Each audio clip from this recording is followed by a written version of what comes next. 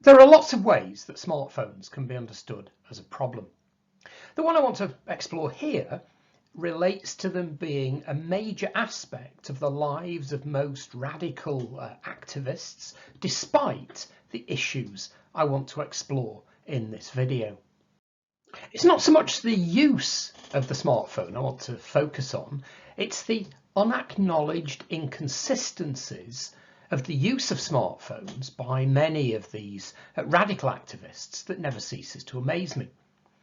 They're bizarre because this group, the hardcore woke, are the ones who demand unachievable moral purity in everyone else. These activists who are involved in Extinction Rebellion, Black Lives Matter, etc. They all have their smartphones. They're forever recording their activities to post on social media, which they use extensively. I want to ensure that we understand that the smartphone itself and the whole infrastructure of the Internet World Wide Web, they're not just some neutral background, they are major issues in themselves with direct relevance to ecological damage and the treatment of non-white populations in the poorest countries of the world. Now, I have a smartphone. I'm only able to make this video that you're watching now because I have sitting on my desk the required kit to do so. So does this video apply to all that kit? Well, yes, it does, very obviously. However, there's an important difference here. I'm fully aware of inconsistencies in my life. I'm very much aware of my own personal lack of perfection. I'm willing to cut some slack to others who are on the right journey, but also, like me, are far from perfect. As an important Christian doctrine, which is very relevant here, all have sinned and fallen short of the glory of God. And alongside that is the very important Christian doctrine which relates to forgiveness and fresh start. So I don't stand in sinless perfection and judge others. I'm someone who gets things wrong. Possibly it's a different set of things I'm getting wrong than others get wrong. And so what I'd like to see is all of us supporting each other to get our lives sorted out, mutual support, to get our relationship with the planet sorted out, and to understand that along the way we will all end up being rather compromised. Let's look at the manufacture of smartphones. Well, smartphones manufacture is dependent on raw materials which are a long way from ethically or ecologically neutral. One aspect of smartphone manufacture is the use of so-called conflict minerals. The term conflict minerals refers to 4 elements: tin, tantalum, tungsten and gold. Now, the mining of these is used to finance armed conflict in the Democratic Republic of Congo, that's the DRC, and surrounding countries. Now, many of the mines are illegally controlled by either government troops or militias, and they use the significant profits from this mining to further their own agendas, purchase of weapons, which then means that the wars continue. The military personnel involved in this are responsible for some of the worst atrocities, gross violations of human rights, rape, murder, child labour, etc. Civilians from local mining communities are forced to take part in this illegal mining trade. And this impacts on legitimate mining, which is crucial for the sustainability of the DRC economy, which is very fragile, and to the protection of the DRC people. It's very difficult to trace the origin of minerals being used, so conflict minerals very easily make their way into the consumer products, our smartphones, for example, all over the world. Now, another aspect of our smartphone use is child labour.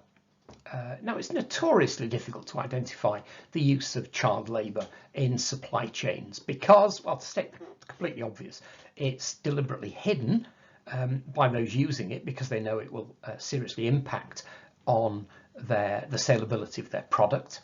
And in terms of the manufacturers, the big players, Apple, etc., they only look for it with just enough scrutiny to ensure that they've got plausible deniability if it ever comes to light. Now, a 2016 investigation by Amnesty International that exposed the use of child labour in smartphone supply chains. This is particularly child minors. Potentially there's 40,000 of them. This isn't a small problem. Some as young as 7, and this is extracting cobalt in the DRC. Cobalt's a major component in smartphone batteries. And another aspect of smartphones is what happens to them when they're no longer going to be used.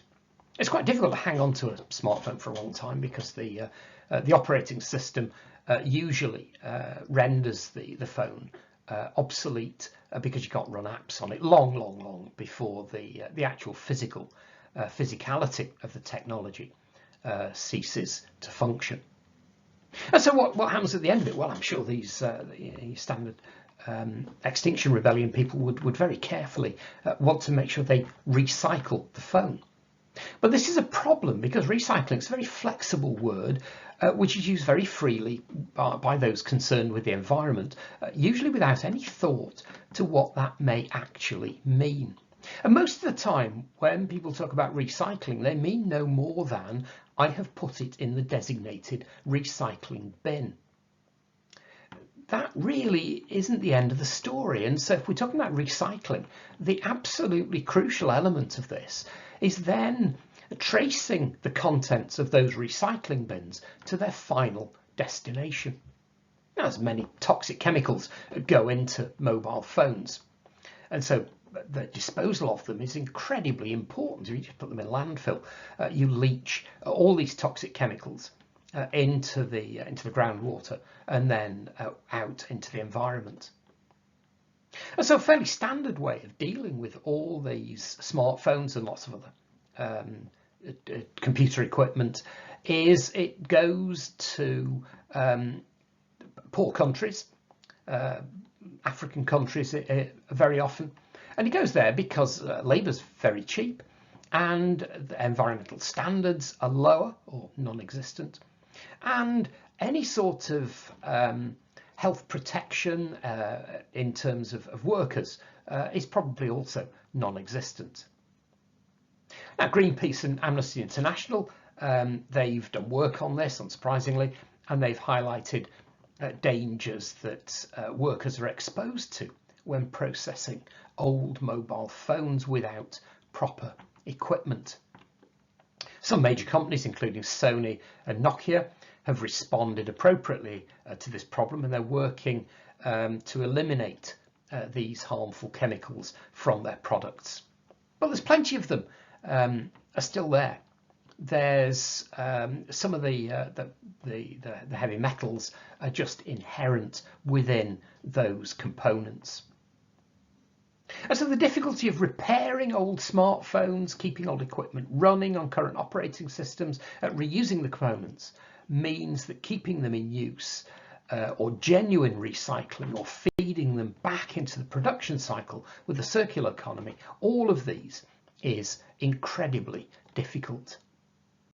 Now, in this video, it's very short. All I want to do is just flag up that smartphones are a long way from ethically neutral. They must be thought about when they are being used.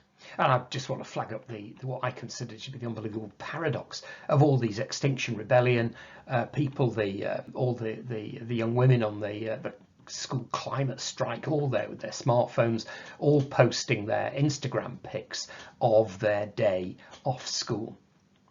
That is not neutral. We need to be aware of that. And it's not just smartphones themselves, that whole infrastructure of the internet, the World Wide Web, with YouTube, Google search engines, all the social media. That is not neutral background. That has just enormous ecological impact. There's huge, massive energy consumption from those server farms that enable the likes of Google to run everything that they run. The whole of the IT world in which we live, a lot of those issues about disposal, about the conflict minerals, all of that applies to most of the IT kit that we use. And so really, it's getting over this idea that our computers and our smartphones and the World Wide Web, it's not just some neutral background like the air that we breathe. All of that is in itself very highly problematic, is damaging the environment, and it is damaging people. And usually the people damaged by it are the non-white, poor populations of the world. I've got no solutions to offer, but there's no way we can tackle a problem until we acknowledge that it's there.